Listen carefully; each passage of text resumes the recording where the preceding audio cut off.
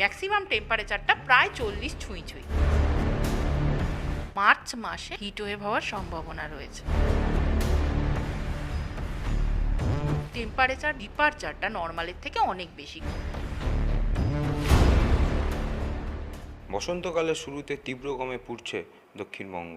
March মাসের শুরুতেই গরমে নাজেহাল মানুষেরা। গ্রীষ্মকাল পড়ে আছে। এই বছর কি আগের বছরের তুলনায় বেশি গরম হতে চলেছে, নাকি আগামী দিনে এই গরমের থেকে কোনো রেহাই পাওয়ার সম্ভাবনা? আমাদের সাথে আজকে রয়েছেন আলিপুর আবহাওয়া দপ্তরের সায়েন্টিস্ট ডক্টর অন্বেষা ভট্টাচার্য, এবং তার কাছ থেকে বিস্তারিত জানবো।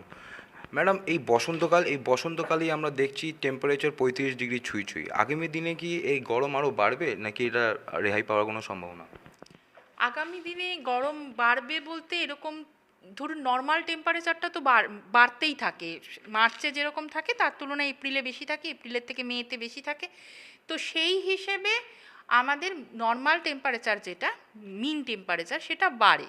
তার মানে আমরা আশা করব যে টেম্পারেচারটা বাড়বে। কিন্তু এখন এই মুহূর্তে যেটা রয়েছে আমরা নর্মালের থেকে অনেক বেশি টেম্পারেচারে রয়েছে, মানে ডিপারচারটা অনেক বেশি রয়েছে।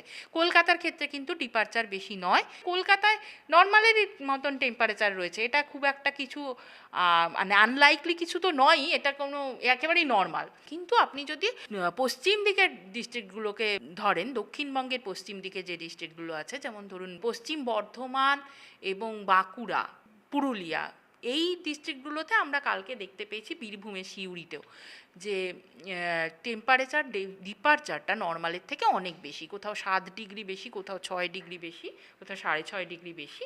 এবং যার ফলে ম্যাক্সিমাম টেম্পারেচারটা প্রায় 40 ছুঁই ছুঁই। তো 40-এর উপরে উঠে গেলে আমরা হিট ওয়েভ অ্যালার্ট দিই যদি ডিপারচারটা 4.5 ডিগ্রি সেন্টিগ্রেডের থেকে বেশি থাকে। তো ডিপারচারটাও বেশি আছে এবং ম্যাক্সিমাম টেম্পারেচারটাও প্রায় 40 ছুঁই ছুঁই। সেই হেতু আমরা ওই পশ্চিম দিকের কয়েকটি ডিস্ট্রিক্টে হিট ওয়েভের অ্যালার্ট দিয়েছি। তো পশ্চিম দিকে 3টে জেলাতে, ওয়েস্ট বর্ধমান, বাঁকুড়া এবং পুরুলিয়ার ক্ষেত্রে আমরা ওয়ার্ম নাইট টেরও অ্যালার্ট দিয়েছি। সেই জন্য এই 3টে ডিস্ট্রিক্টে আমরা অরেঞ্জ অ্যালার্ট দিয়েছি। আর বাকি ঝাড়গ্রাম, ওয়েস্ট মিদনাপুর এবং বীরভূমের ক্ষেত্রে আমরা ইয়েলো অ্যালার্ট দিয়েছি।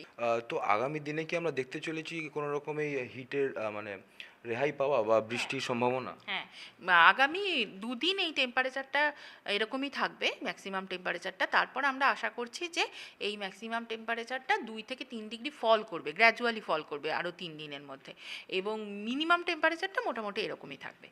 আর বৃষ্টির সম্ভাবনা রয়েছে 20 তারিখে, 20 তারিখ এবং 21 তারিখ, এই সময়গুলোতে আমরা বৃষ্টির 21-22 বৃষ্টির সম্ভাবনা দিয়েছি। এবং 20 তারিখে আমরা গাস্টি উইন্ডের সঙ্গে বজ্রপাতেরও ওয়ার্নিং দিয়েছি। আমরা দেখেছি যে এই বছর মার্চ মাসের টেম্পারেচার 35 ডিগ্রি ছুঁই ছুঁই।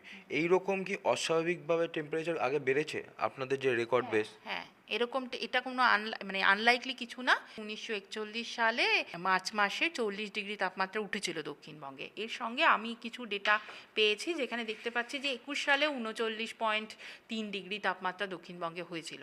তো এটা আনলাইকলি কিছু না, মাঝে সাঝে এরকম মার্চ মাসের তাপমাত্রা হয়ে থাকে। এবং এটা তো প্রলংড আমরা পাচ্ছি না, আমরা তো আশা করছি দুদিন থাকবে, তারপরে কমে যাবে।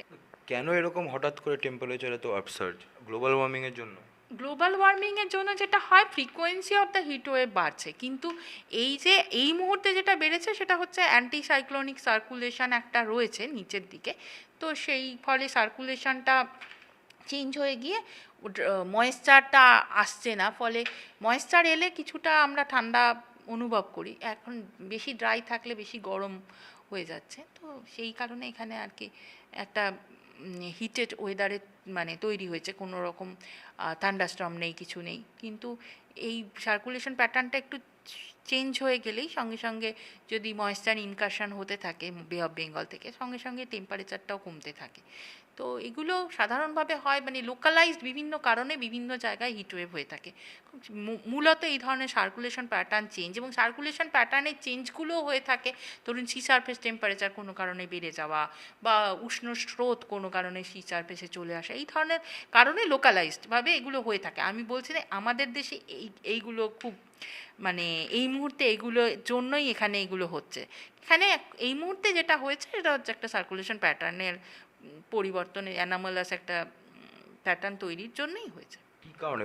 এল নিনো বা কোনো রকম কারেন্ট? না, এটা এল নিনো ইয়ার নয়, এটা ওই সার্কুলেশন প্যাটার্ন চেঞ্জ এই ধরনেরই কারণে।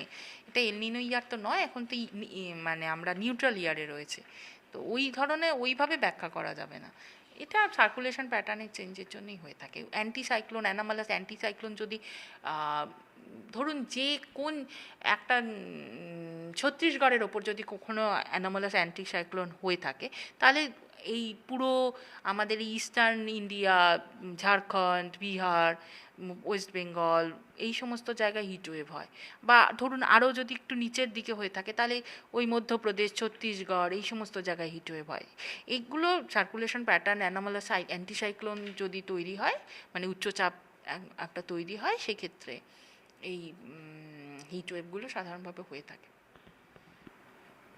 আগামী দুদিনের পর থেকে কিছুটা হলেও এই তাপমাত্রা কমার সম্ভাবনা আছে। ক্যামেরায় চিরঞ্জিতের সাথে দেবপম পাল, দেখতে থাকুন এস নিউজ।